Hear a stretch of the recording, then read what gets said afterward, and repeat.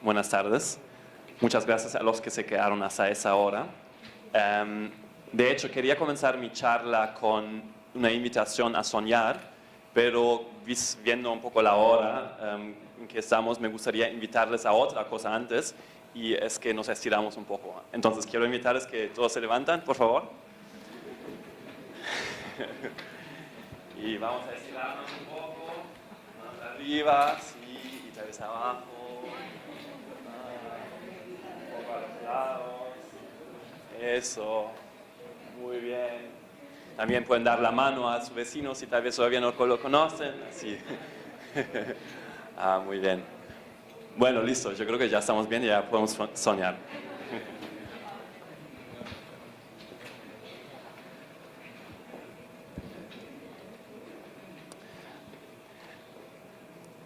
En los próximos 15 minutos me gustaría invitarles todos a imaginarse juntos conmigo un mundo en el cual vivimos compartiendo. Un mundo en el cual no consumimos bienes, si vivimos experiencias. Y tal vez un mundo en el cual nosotros vivimos una vida más rica compartiendo. A mí me gusta mucho estar hablando de eso hoy aquí en Buenos Aires, porque Buenos Aires de hecho ya es una ciudad en la cual se comparte mucho, en la cual todos los días miles y miles de personas comparten bienes y experiencias juntos. En los próximos 15 minutos me gustaría contestar 3 preguntas. ¿Qué hace Airbnb? Luego, ¿qué es el consumo colaborativo? Y al final, ¿cómo pueden ciudades como Buenos Aires profitar de ese movimiento?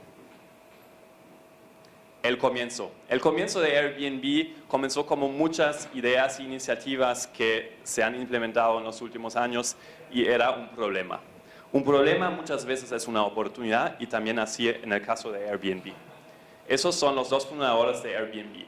2 diseñadores con muchas ilusiones, muchas ideas grandes que se juntaron en 2007 en ese piso. Joe, el que está aquí a la derecha, estaba viviendo en ese piso y le molestó al otro, Brian, durante mucho tiempo para que se mudara a San Francisco para que crean una empresa juntos.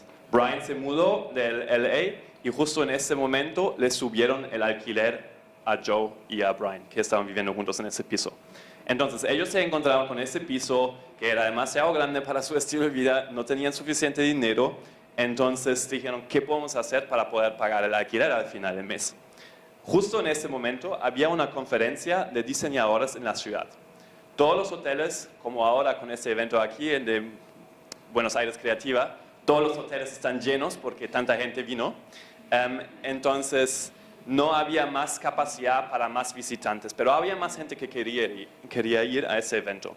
Entonces ellos 2 diseñadores dijeron, ¿por qué no compramos unas camas hinchables? Las ponemos en el piso de nuestra casa y ofrecemos hogar o alojamiento a más personas que se quieren venir al evento. Hicieron eso y crearon una página. Eso fue la primera versión de la página y lo llamaron Airbed and Breakfast porque no solamente compraron las camas hinchables y las pusieron en el piso, sino también le cocinaron, le prepararon un desayuno para sus huéspedes. Cuando lanzaron esa página surgió otro problema. Nadie la conocía. Entonces, ¿qué hicieron ellos? Esas son las camas hinchables. Ellos mandaron mails a docenas de blogs diferentes y les contaron de su idea y el día después se levantaron en la mañana y tenían su correo lleno de peticiones de personas que se querían quedar en su casa. Hasta había personas que le mandaron hojas de vida para aplicar para quedarse en su casa. Entonces, eso fueron las 3 personas que acabaron quedarse en su casa. Al principio tal vez uno podría pensar que son unos frikis que tienen que hacer eso, pero fueron 3 personas bastante normal, una mamá de 2 hijos de Utah, Michael de New York, también papá de una familia y Amon, un estudiante. Y sin saberlo, en este momento, eso hace 5 años, fue en 2008 en San Francisco, ellos crearon una nueva forma de viajar. Eso es la versión de Airbnb actual, entonces cuando vas a la página vas a encontrar eso. Y hoy en día puedes buscar cualquier destino en la página, hay propiedades en más de 35,000 ciudades diferentes y luego puedes ver las propiedades y reservarlo casi tan fácil como una habitación en un hotel. Eso, por ejemplo, es el campo de búsqueda. Voy atrás. Esos son los resultados de búsqueda cuando uno busca por Buenos Aires. En Buenos Aires hay ya más de 4.000 propiedades. Y luego eso es un perfil de una persona que tiene una casa en Airbnb. No sé por qué está avanzando así. Lo importante aquí es que es la confianza. Airbnb solamente puede funcionar si hay confianza entre las personas que ofrecen su casa y confianza de las personas que viajan a esas casas. Entonces, una de las claves, tenemos más de 40 medidas diferentes de seguridad en la página, y una de las más importantes son las evaluaciones en la página, que muestran la experiencia de los visitantes anteriores y muestran si ha sido buena o no. Entonces, razones de viajar con Airbnb hay básicamente 3 principales. Primero, porque estamos abriendo espacios privados, particulares, en 100% de los casos que antes no eran accesibles para nosotros. Luego, damos acceso a espacios que son realmente únicos. Hoy en día hay más de 1.000 castillos dentro de Airbnb que se pueden alquilar. Hay iglús, hay yurtas, hay un montón de propiedades diferentes. Y el tercer punto es que hay espacios realmente económicos. Tú puedes alquilar una habitación en la casa de un artista en Brooklyn por $20 la noche. O puedes alquilar un apartamento entero para 6 personas en el centro de Berlín por $50 la noche. Entonces se ha convertido en una forma alternativa de viajar que, aparte de dar acceso y una experiencia única, es realmente económico. Aquí hay algunos ejemplos de casas en Buenos Aires.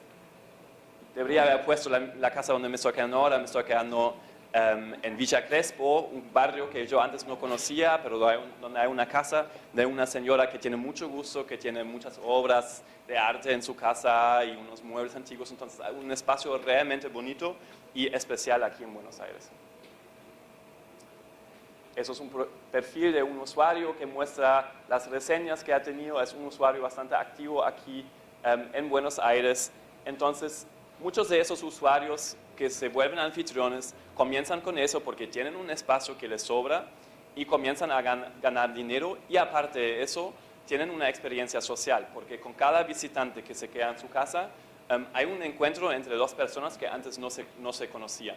Entonces, se creen amistades. Para darles un ejemplo, tenemos un anfitrión, no es Gabriel, sino se llama Julian, que es un anfitrión en Londres, que vive en la zona donde el año pasado había un poco esas batallas en la calle, como riots, quemaron casas y carros, etc. Algunas horas después que pasó eso, Julian estaba viviendo en la zona de esos, donde ocurrió eso.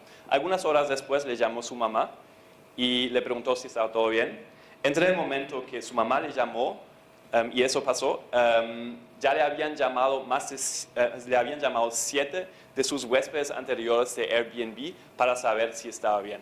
Entonces, eso realmente muestra que se creen relaciones, amistades entre las personas que se encuentran en Airbnb. Algunos ejemplos de espacios únicos que hay en Airbnb, por ejemplo, casas en el árbol. Hoy en día hay más de 200 casas en el árbol. Tal vez una historia interesante. La primera casa en el árbol era una casa en California de una familia, Redwood, afuera de San Francisco. Tenían 3 hijos. Los hijos se fueron a la casa, entonces ellos comenzaron a alquilar la casa en Airbnb porque tenían el espacio que ya no necesitaban. Un día los chicos volvieron a la casa y dijeron, mira, tenemos la casa en el árbol, en el jardín, ¿por qué no la alquilamos? Entonces dijeron, ok, dale. Pusieron esa casa en el árbol en Airbnb, fue la primera. Y resulta que hoy en día esa casa en el árbol es la propiedad más popular dentro de Airbnb. Ha tenido más de 1.000 reservas en 2 años y medio. Y lo interesante es que hay que esperar 6 meses para poder alojarse en esa casa. Y lo interesante es que esa familia consiguió de pagar la hipoteca de la casa con los ingresos de la casa en el árbol. Eso es una casa en Kenia, donde las jirafas sirven el desayuno. O castillos, como ya decía, hay más de 1.000 castillos dentro de Airbnb. Entonces, Lo interesante de eso es que hoy en día ya uno no necesita tener muchísimo dinero para realizarse el sueño de estar viviendo en un castillo, porque no tiene que comprar el castillo, sino a través de Airbnb tiene acceso a eso y lo puede alquilar durante algunos días. Eso es un barco en Portugal, esa es la casa donde filmaron parte de la película de Crepúscula en Brasil. Entonces, algunos ejemplos como de los espacios únicos que ahora a través de Airbnb son accesibles. Y luego el último punto, última razón por que mucha gente viaja con Airbnb son espacios económicos. No siempre tienen que ser tan económicos como esa casa de 1 metro cuadrado de Berlín, pero es un ejemplo.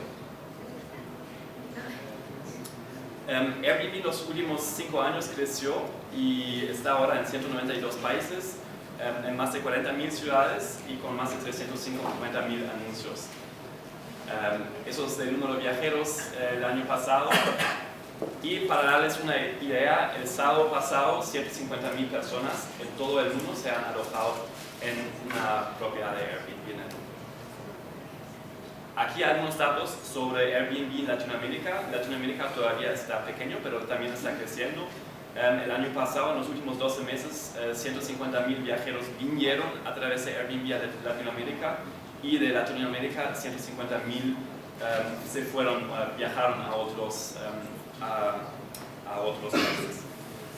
Lo interesante también es que ya en Latinoamérica hay más de 35.000 propiedades, entonces hoy en día si quieres viajar a casi cualquier lado en Latinoamérica puedes usar Airbnb.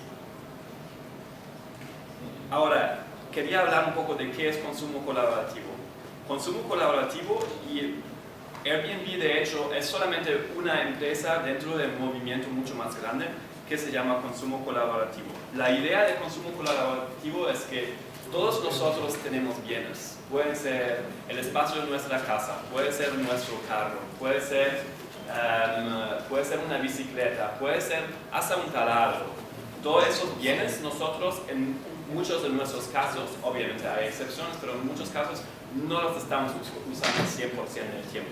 Por ejemplo, no sé si saben, pero en promedio un carro está usado no más que 1 hora al día. Eso quiere decir que durante 23 horas al día ese carro está parado, está estacionado a algún lado y no está usado. Entonces, nosotros nos hacemos la pregunta, ¿no será posible o no tiene sentido que durante esas 23 horas ese carro podría ser utilizado por una persona que lo necesita? Entonces, la idea del consumo colaborativo es conectar ese bien que está sin uso completo con la persona que quiere usar este bien. Otro ejemplo es el del taladro. No sé si ustedes sabían que un taladro durante toda su vida se usa en medio 10 minutos. Eso quiere decir que nosotros, muchos, ¿quién aquí tiene un taladro en su casa?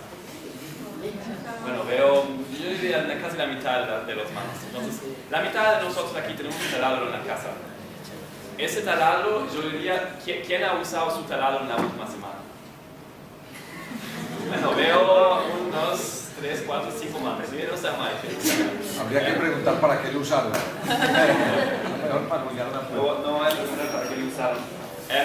Pero la idea es que nosotros todos estamos usando taladros de vez en cuando, pero al final del día lo que nos interesa no es necesariamente tener un taladro en la casa, sino que podemos poner el agujero en el muro. Entonces, la idea de consumo colaborativo es que dar acceso al servicio del taladro sin realmente o necesariamente ser propietario de un taladro. Entonces, esos son algunos ejemplos de otras empresas. Un ejemplo que ya escuchamos también hoy es la empresa de Ideame, que es una empresa de crowdfunding. Luego hay empresas que promocionan el consumo colaborativo de bicicletas o de carros, o puede ser de espacio de coworking, puede ser de muchas cosas, hasta ropa de niños, ¿no? Realmente no hay límite. Entonces, la última pregunta era, ¿qué es el impacto que este movimiento, que algo como Airbnb o las otras empresas de consumo colaborativo tienen en las ciudades donde están activas? Entonces, nosotros nos preguntamos eso y dijimos, ok, vamos a mirar una ciudad donde Airbnb está suficientemente grande para tener un impacto. Eso es lo que parece una obra de arte contemporánea. Es de hecho un mapa de París. No sé si ven por ahí, pasa la Seine. Entonces eso más o menos toda la parte interior de París. Los puntos azules son los alojamientos clásicos, hoteles sobre todo, en la ciudad. Y los puntos rosados son todos propiedades, listings de Airbnb que están distribuidos en la ciudad. Lo que pueden ver aquí es que los puntos rosados están un poco más distribuidos que los puntos azules. De hecho, nosotros lo miramos en detalle y vimos que 70% de las propiedades de Airbnb están afuera de las zonas turísticas. Tal vez eso no suena muy sensacional, ¿no? Lo interesante de eso es que como están afuera de las zonas turísticas, el impacto del turismo también está afuera de las zonas turísticas. ¿Qué quiere decir eso? De hecho, hay básicamente dos impactos principales. Primero, los anfitriones que están viviendo fuera de las zonas turísticas están usando su dinero y lo están gastando en sus barrios. Entonces, si los viajeros se van afuera de las zonas turísticas, el dinero del alojamiento llega mucho más directo a la economía local. El segundo punto son los gastos de los viajeros, porque una gran parte, más del 50% de los gastos de los viajeros durante su estancia está pasando en el barrio donde se están alojando. Entonces, eso también quiere decir que muchos de los gastos de los turistas ocurren afuera de las zonas turísticas. Entonces, el resultado de eso es que la riqueza del turismo se distribuye mucho mejor a toda la ciudad. Ya no solamente hay algunos hoteles, cadenas internacionales que declaran impuestos en las islas de Caimán o algo así, que reciben el dinero, sino también que la población. Entonces, el dinero del turismo llega mucho más directo a las ciudades. Entonces, es un impacto que es bastante interesante para muchas ciudades. Lo vimos un poco las cifras exactas. El impacto económico en París el año pasado fue 240 millones de dólares, con más o menos una cifra de 200.000 viajeros que vinieron a París y que se alojaron con una comunidad de 10.000 anfitriones. Aquí ven otra vez las cifras, esta vez en euro. Entonces nosotros también nos preguntamos quiénes son esos anfitriones, ¿de dónde sale este espacio que están alquilando? Resulta que 83% de los anfitriones dentro de Airbnb están alquilando su primera vivienda. Entonces están alquilando no una casa que tienen en la playa o algo así, no, están alquilando su apartamento donde tienen su centro de vida. La edad media de los anfitriones es de 37 años, que también puede ser interesante porque si ven ahí, la distribución de edad de los anfitriones es bastante amplio. Hay 26% entre 25 y 29 años, pero también si uno suma eso aquí de los que están superiores a 50 años, hay 16 personas que tienen más de 50 años, ¿no? Entonces es realmente amplio el perfil de los anfitriones en la página. Aquí vemos los ingresos medios de los anfitriones en Airbnb, que son de 300 euros, que si ustedes han viajado a París o conocen a alguien que vive en París, saben que eso no es suficiente para pagar alquiler en París, pero que es algo sustancial y que da un ingreso adicional a los anfitriones. Una cosa que fue interesante y que también siempre comentamos cuando estamos hablando con las autoridades en las ciudades, con las personas que están a cargo de turismo en las ciudades, es que los viajeros de Airbnb se quedan en promedio más de 2 veces el tiempo que se quedan las personas que se quedan en hoteles. ¿Por qué? Porque están economizando con su alojamiento, porque les sale más barato, entonces se pueden quedar más tiempo y también están gastando más dinero. Entonces, eso es el ejemplo de París y eso es algo que hemos comprobado también en otras ciudades y que se ve que es algo que realmente interesante para las ciudades, porque las personas que viajan con Airbnb no quieren una experiencia de estándar, sino quieren vivir como una persona local. De hecho, en París, en el caso de París, más de 90% de las personas dijeron: quiero ver la ciudad como una persona que vive en esa ciudad. Y yo creo que eso es algo que no solamente aplica a Airbnb, sino aplica a muchos otros modelos de consumo colaborativo. Nosotros estamos desarrollando otro rumbo de lo que era la idea de industrialización, lo mismo para todos. Yo creo que todos nosotros ahora queremos algo muy individualizado, algo muy personal también y algo muy local, y eso lo vemos aquí en Airbnb. Otro argumento que a veces, o una pregunta que viene a veces es, ¿ustedes no son competencia para hoteles?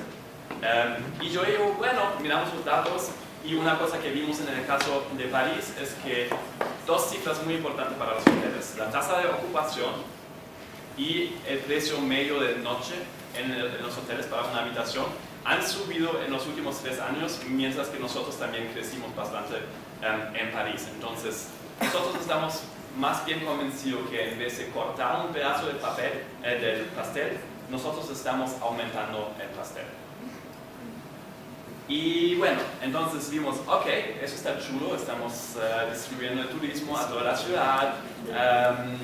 ¿Cómo tal vez podemos amplificar eso? Porque realmente si yo viajo a Buenos Aires, muy probablemente si leo una guía me van a recomendar de quedarme en Palermo, en Recoleta, tal vez en Belgrano.